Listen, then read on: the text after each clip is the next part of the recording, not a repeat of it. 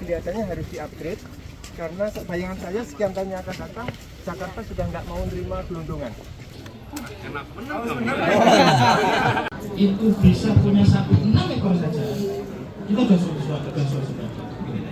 Assalamualaikum warahmatullahi wabarakatuh. Halo Sobat Ternak, bertemu lagi dengan saya Setio Adi Nugroho. Pada kesempatan kali ini kita mendapat kunjungan dari Bapak Anies Baswedan selaku Capres nomor urut 1 ya. Bagaimana keseruan aktivitas beliau dan bagaimana dialog dengan para peternak sapi yang ada di Lampung Tengah. Mari kita saksikan bersama. Punya kandang nggak harus punya lahan hijauannya karena sudah disediakan oleh masyarakat.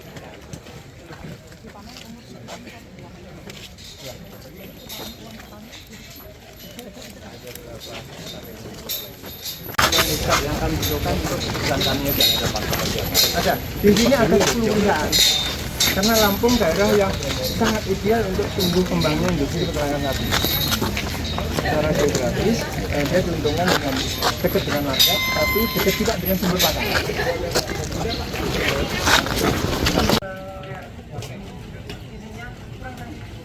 Kalau ini 20 cm udah kebaca. Kalau yang punya kita, maaf, tempelin aja kadang belum keluar.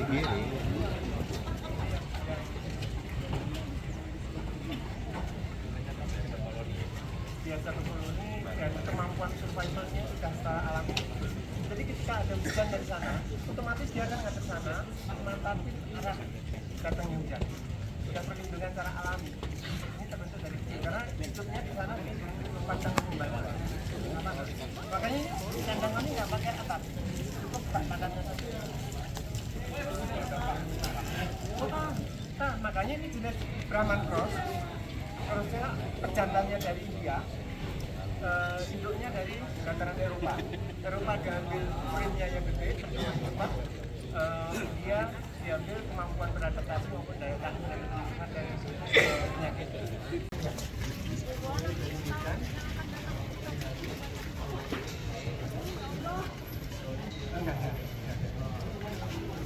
Ini Lampung luar biasa. Tidak ada dari kami. Di Lampung ada, tapi ke depan kelihatannya harus di-upgrade karena bayangan saya sekian tahun yang akan datang Jakarta sudah nggak mau nerima gelondongan, maunya daging bersih saja. Ayo jangan kumpul-kumpul. Sehingga nggak banyak kalau diproses ini, edit value-nya kena orang Lampung.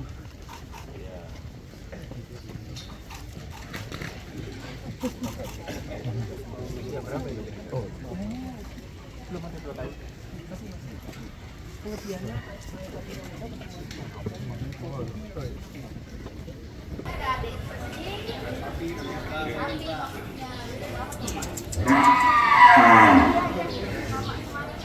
Bul.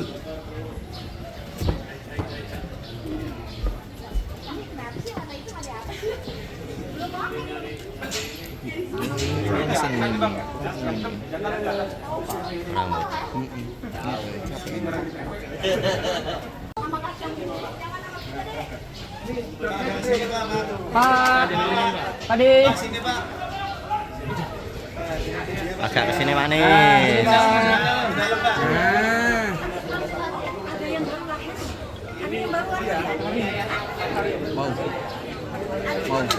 Mau. Masukin ke dalam, Jaluk tulis pakan kedua sih. Aku ngelapan iki. Jaluk tulis pakan kedua, tapi engko wae. Ya wis engko wae. Yo.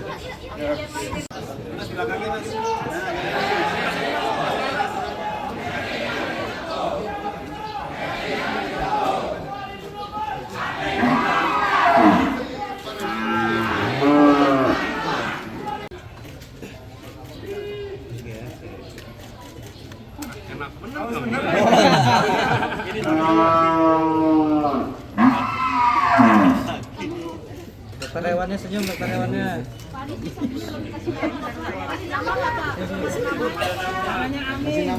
Namanya Amin, Pak. Amin, Pak.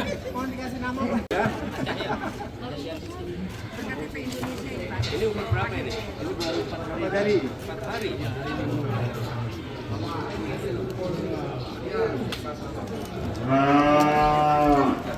Nyusunya kuat, Pak. Kuat nyusunya.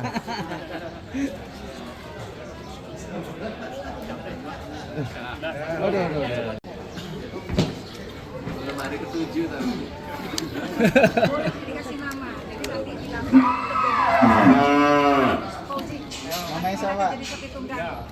Jadi namanya Pak Anies untuk kenang-kenangan Indo Prima. Adil. Kasih nama Adil. Adil. Adil. Ada sama Makmur nih. Nanti yang satunya Makmur. Nggak sopan dah. Enggak, itu tadi anggap keluarga. Oh iya betul. Adil, Makmur. Makmur. Sampai gede kita latih dari sapi tunggal. Siap, Bu. Kalau lecet. Gimana kan bilang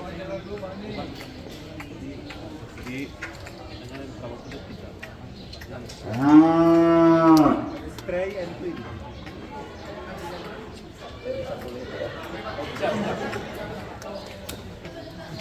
Itu bisa punya sapi 6 ekor saja, kita sudah sudah. Mas, saya mau tanya sedikit. Tadi kan Pak Jenengan bilang untuk bisa semua makanan itu hidup. Gini, Harga jualnya itu 150 40 sampai 150 ribu. ribu. Iya. Ini kan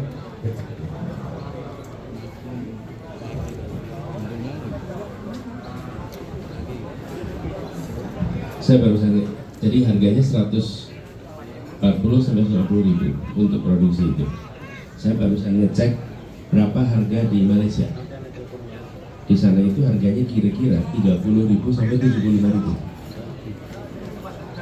Harga daging sapi per kilo. Gimana ya? Apa yang membuat perbedaan di sini menjadi tinggi ya? Kita punya budaya ternak yang beda. Ya, kosnya tinggi. Kosnya tinggi di sini. Yang pertama Pak, yang perlu kita ini, kita punya budaya ternak yang berbeda. Jadi gini, kita kalau misalnya kita samakan dengan Australia beda. Australia misalnya sapinya mungkin 100 sampai 200 ribu ekor, 100 sampai 200 juta ekor di Australia, tapi peternaknya hanya 1.000 orang, mungkin nggak ada. Di kita jumlah sapinya hanya 13-14 juta, peternaknya 5 juta. Jadi ini kita bicara efisiensi, bicara ini beda. Jadi peternak rakyat kita itu untuk menghasilkan peden itu tidak kurang dari 7 juta 8 juta itu kalau kita itu.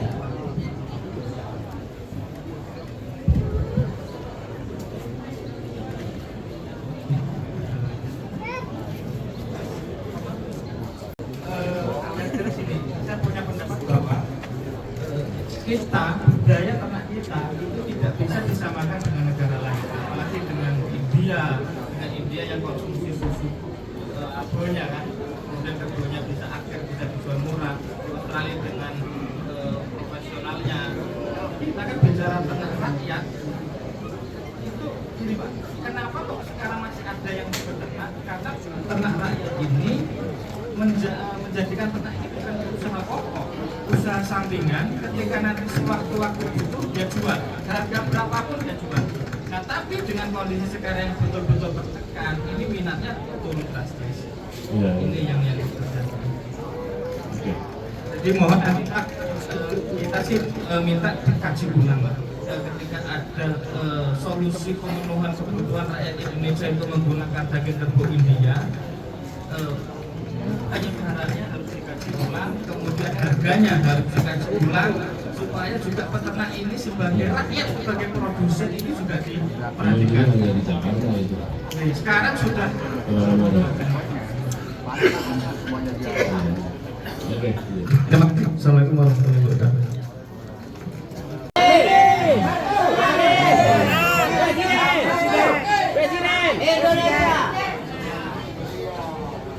Pertama, saya ingin sampaikan terima kasih Bapak-bapak, Ibu telah menjadi pemasok kebutuhan pangan yang sangat vital untuk rakyat Indonesia.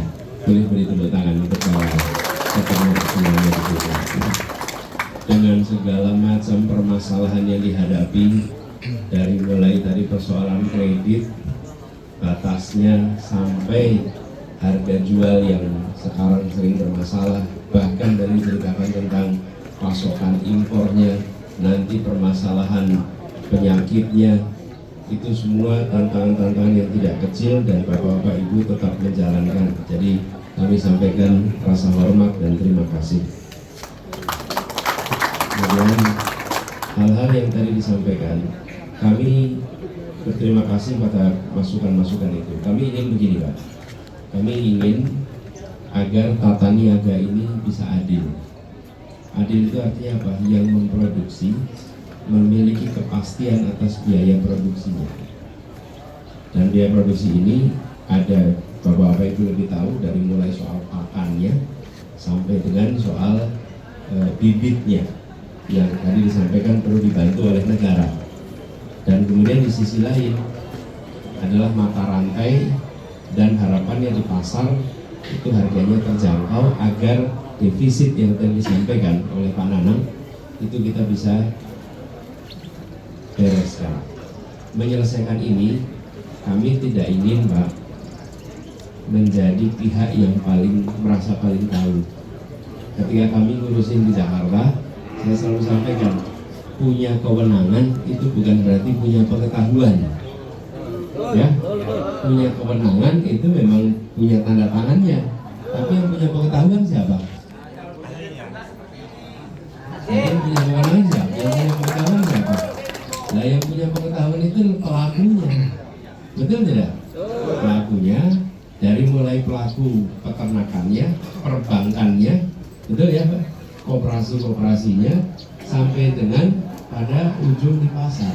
Ini harus duduk sama-sama supaya kebijakan yang disusun itu kebijakan yang menguntungkan secara adil.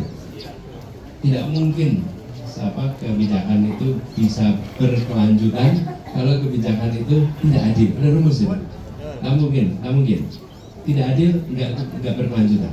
Nah, kami ingin usaha peternakan yang dikerjakan secara mandiri maupun berkelompok itu tidak berhenti di generasi ini, tapi bisa terus menerus ke masa yang akan datang. Jangan sampai peternakan muda itu tutup.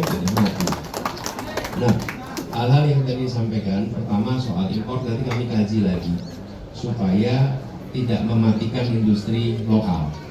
Di sisi lain, apa yang bisa dikerjakan untuk meningkatkan produksi lokal itu harus kita lakukan. Bila tadi Pak Sartono menyampaikan kur yang mikro tanpa agunan sudah dinaikkan menjadi 500 juta misalnya, jangan saja 50 juta. Yang dengan agunan dinaikkan jadi 2 miliar, jangan hanya 500 juta, supaya ada kemudahan di dalam meningkatkan produksi. Plus, nah ini ketika ada bencana di luar kendali, sebenarnya dalam dunia usaha itu selalu ada klausul itu. Kalau ada perjanjian selalu ada klausul tentang force majeure. Kalau terjadi force majeure, bagaimana mengelolanya? Jangan sampai kemudian ketika force majeure tidak ada tanggung renteng. Kalau tidak ada tanggung renteng ya repot, khususnya bagi yang pelaku-pelaku yang kecil.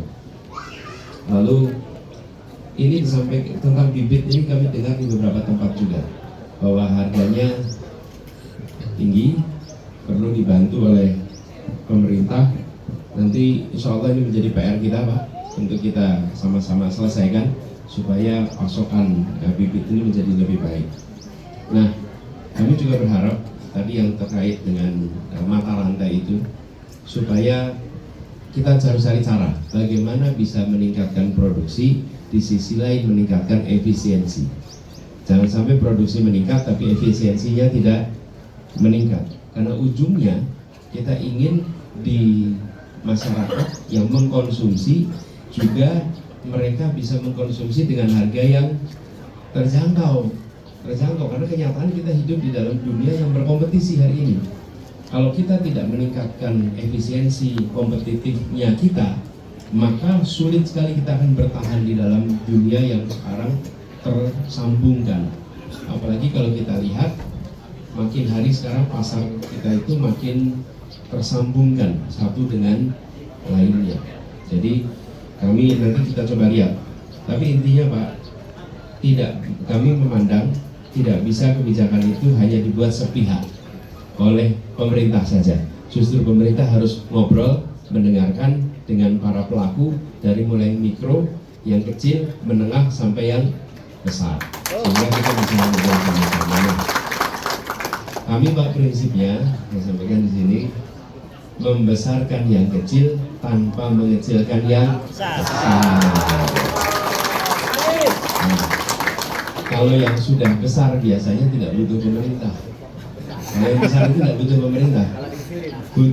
Kok yang besar itu butuhnya apa? Kalau pemerintah, kalau ngurus KTP, baru ke pemerintah tuh.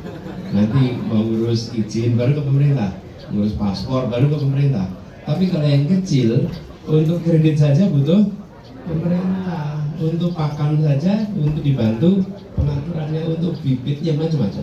Jadi insya Allah prinsipnya begitu, menguatkan yang lemah tanpa melemahkan yang kuat.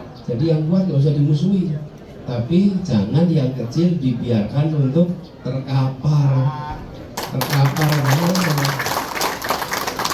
Nah itu sebabnya kami datang ke sini, karena kita ingin mendengar langsung dan kami ingin menyampaikan langsung komitmen ini kepada para peternak, bahwa kita ingin peternak-peternak ini yang kecil, yang mikro untuk bisa berkembang, dan harapan yang generasi berikutnya mau menjadi peternak karena ini punya prospek ya. Kalau tidak punya prospek pasti tidak akan meneruskan. Itu ya mungkin pandangan komentar saya. Terima kasih.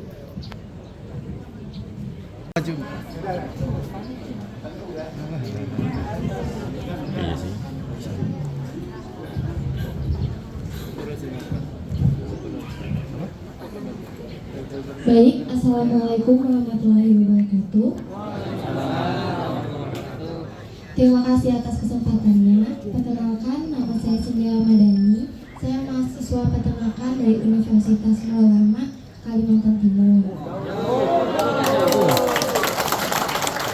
Jadi, saya mendapatkan kesempatan untuk melaksanakan magang dan belajar di PT Indopromotif. Nah, jadi seperti yang bisa Bapak lihat nih, kalau minat anak muda di bidang peternakan ini sangat minim, Pak. Jadi pertanyaan saya untuk Bapak, misalkan Bapak terpilih menjadi presiden nanti, ada program yang akan Bapak lakukan untuk meningkatkan minat anak muda di bidang peternakan, Pak. Terima kasih. Warahmatullahi wabarakatuh. Bapak Anies yang saya hormati, Pak, kami dari Peternak Unggas juga mempunyai masalah yang lebih kompleks, Pak. Lebih kompleks karena apa? Kami bibit itu impor, Pak. Semua impor, baik itu daging maupun telur. Semua barang impor. Dan hari ini yang jadi masalah itu adalah jagung. Kementerian Pertanian selalu bilang stok kita cukup, tapi barangnya di mana?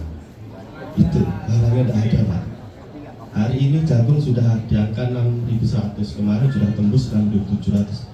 Tetapi petani tidak menikmati harga itu juga. Peternak juga menjerit karena harganya mahal. Nah, sampai Desember ini, Pak, kami melalui Bulog impor, Pak. Total nasional itu 180.000 ton yang kita impor. Lampung nanti di akhir Desember masuk sekitar 26.000 ton. Jadi hari ini teman-teman Lampung, Pak, karena kapalnya masuk di Gresik, kami ngambil jagung dari Gresik. Itu ada yang ngambil di Cigading. Maksud kami adalah kami meminta kami peternak dekatkanlah dengan petani supaya sama-sama sama-sama untung gitu. Dan bisa berperan adalah Bulog sebenarnya.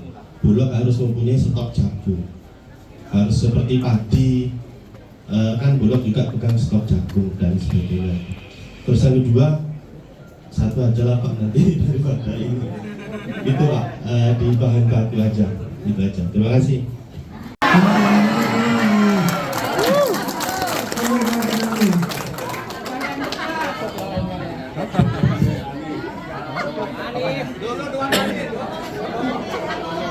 Dua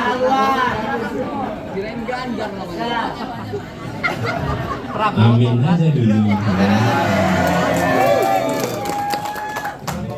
Yang pertama gini, soal anak muda bagaimana tetap berminat ini.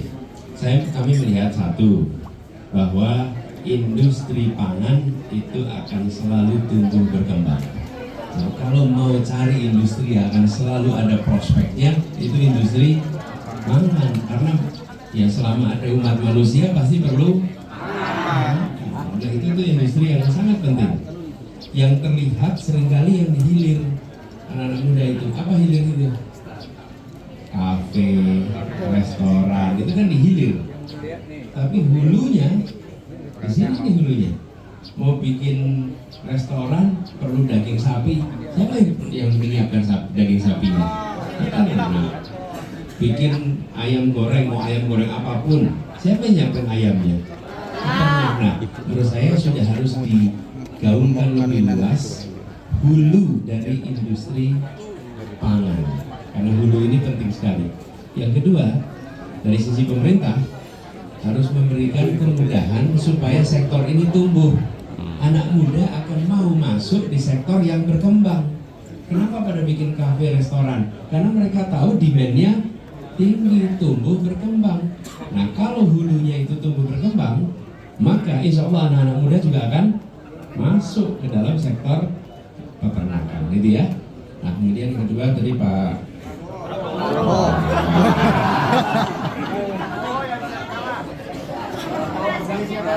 usulannya konkret supaya Bulog punya stok jagung supaya kebutuhan pakan ini nantinya bisa terpenuhi. Pak Robo dan teman-teman semua, menurut saya kita duduk sama-sama, Pak. Dari pemerintah itu duduk bareng-bareng merumuskan, karena banyak sekali keterkaitan. Tapi kalau hanya dibicarakan oleh Kementerian Pertanian tidak bisa mengendalikan Bulog, Kementerian Pertanian nggak bisa mengendalikan pelabuhan, nggak bisa, banyak sekali itu. Harus diangkat level pembicaraannya itu. Insya Allah nanti itu menjadi agenda utama. Ya. Supaya yang saya ingin sampaikan tadi, dari hulu sampai ke hilir, industri pangan kita itu bisa dibereskan. Kalau pengalaman kami Pak, ini bukan persoalan yang rumit, hanya mau ditungguin atau tidak, mau ditongkrongin apa tidak. Kalau cuma serahkan begitu saja, tidak ditungguin, tidak dipastikan berjalan, ya nanti cuma jadi pernyataan, tidak jadi kenyataan. Nah, untuk kami harus dibereskan itu, insya Allah itu jadi komitmen kita. Saya secara khusus ingin menyampaikan Bapak sekalian bahwa kami datang ke sini tidak sendirian. Ini Pak Nanang dan Ibu Weni Pejayanti, terima kasih yang sudah menyambut kami di sini. Tapi kami datang juga ditemani nih Bu Wakil Gubernur bersama di sini. Ini Bu Husnia Halim sekaligus Ketua DPW PKB. Kami juga didampingi Ketua DPW PKS Lampung, Pak Ahmad Mufti Salim. Nih, Pak Mufti Salim. Lalu ada anggota DPR RI yang juga tim sukses kita, Pak Al Muzamil. Kemudian juga Pak Taufik Basari. Mana Pak Taufik? Oh, ini. Kemudian Pak Herman. Mana Pak Herman?